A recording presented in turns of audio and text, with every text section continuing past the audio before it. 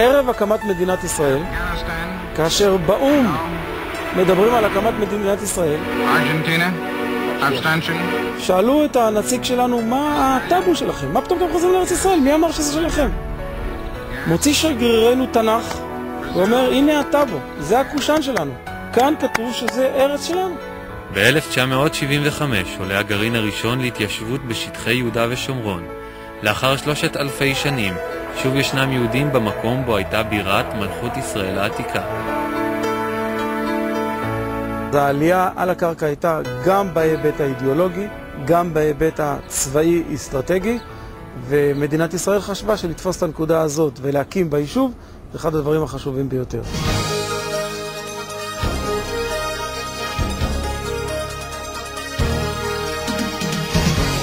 לפני 6 שנים הגיע ליישוב הרב יהושע שמיט, תלמידו של הרב דוב ליאור והרב אליעזר ולדמן מהישיבה בקריית ארבע חברון. הרב שמיט הקים את ישיבת ההסדר ברכת התורה, שעיקרה הם לימוד התורה, שירות בצבא ובניין הארץ. ארץ ישראל יש לה ברכה, והתורה מביאה ברכה, ולכן קראנו לה ברכת התורה. הברכה תבוא מתוך התורה וממילא תשפיע על כל האזור כולו. אחרי 30 שנה של התיישבות והפרחת השממה בלב ישראל, ולמרות כל הקשיים שבדרך, קם דור חדש אשר שם לעצמו למטרה להמשיך את חזון שיבת העם היהודי לארצו. כן, מעיד על עצמו, ברכת התורה, יש כאן ברכה במקום הזה.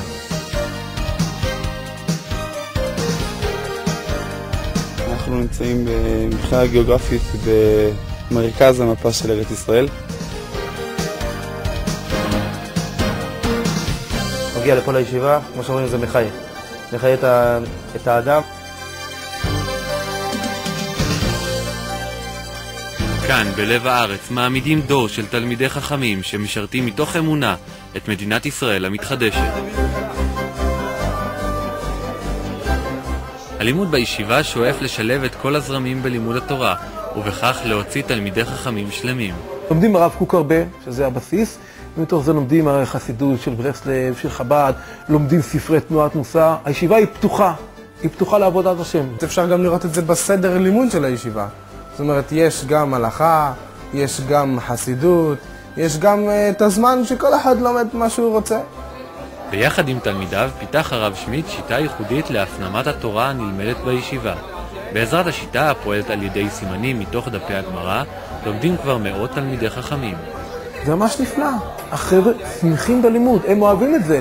אומרים, אתה זוכר את הדף הזה? הסימן הזה. אתה זוכר את הדף הזה? הסימן הזה. זה יוצר לאנשים חיבור, ולפעמים אנשים שונות תלמידי חכמים גדולים, תשאר להם הסימן, אז גם זה טוב. תשאר להם טעם טוב בגמרא.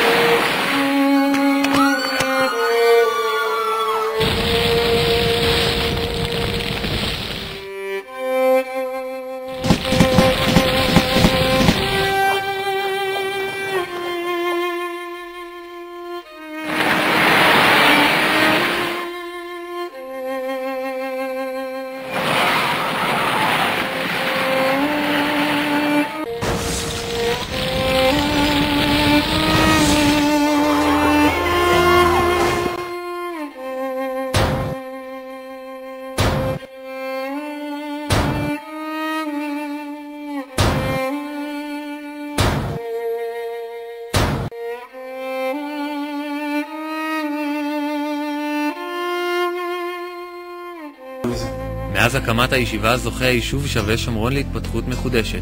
תלמידי הישיבה השתקעו ביישוב, בנו בתים ומשתלבים באופן פעיל בחיי הקהילה ביישוב.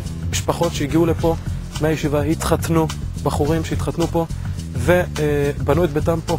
99% מהאנשים שהגיעו בתקופה האחרונה ליישוב הגיעו לישיבה. האברכים של הישיבה נכנסים לתוך היישוב בצד החינוכי, לבית הספר, לגני הילדים, בלימוד תלמוד תורה ובאופן כללי באווירה.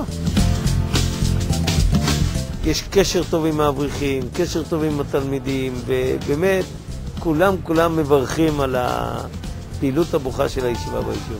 עצם קיומה של הישיבה ביישוב הזה היא מחזקת את היישוב היהודי, וזה יתרום בסופו של דבר לביטחונה ולשלמותה של מדינת ישראל וארץ ישראל בתקופה הקשה הזאת לעמנו.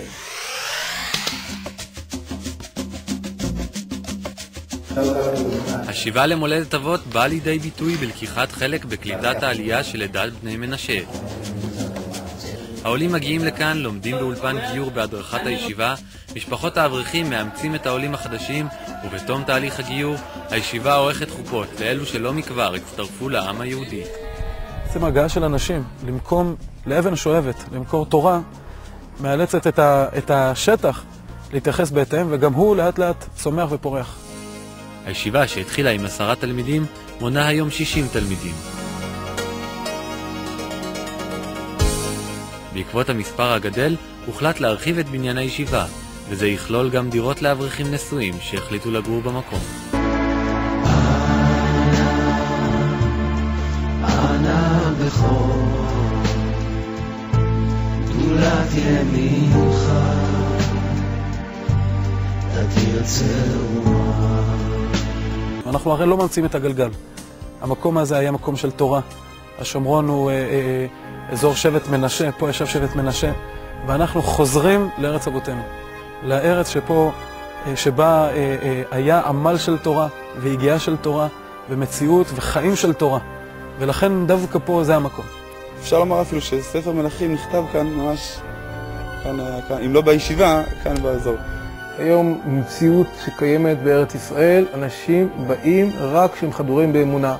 חדורים באמונה זה אנשים שקשורים לישיבה. מתוך הישיבה הולך ומתפתח היישוב. כשהגענו לכאן, באנו מתוך אמונה ואידיאולוגיה, שיש לנו תפקיד נוסף בחיים חוץ מאשר לחיות טוב. והתפקיד הנוסף היה ליישב את ארץ ישראל. ואנחנו מקווים שהישיבה רק תלך ותגדל, כי זה לדעתי היום העתיד. בעזרת השם, עוד 10-20 שנה לא יהיה פה ישיבה, יהיה פה אימפריה של תורה. וכך לאחר 3,000 שנה עוסקים יהודים בבניינה של תורה ובבניין המדינה במרכז הארץ, ובכך מביאים לידי מעשה את 3 היסודות של תורת ישראל ועם ישראל בארץ ישראל.